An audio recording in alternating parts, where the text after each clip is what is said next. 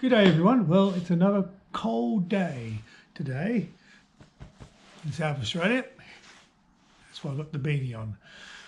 So I haven't done a lot more on the chassis since the last video, but I've pulled out some bits that need cleaning up for the headlights because, for example, here is the outside rim of the headlight.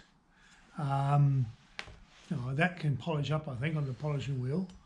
But I was sorting out some things that need to be chromed. So I was going to go and get some quotes.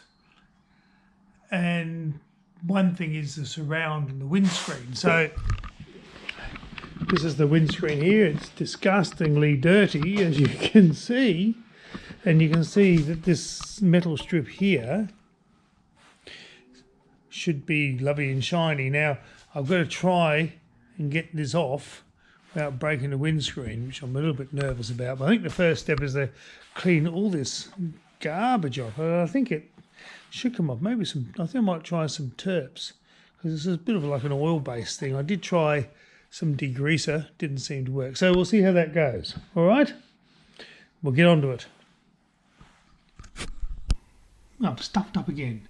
I thought I was taking video and there's only pictures. So the last half we kind of missed in this.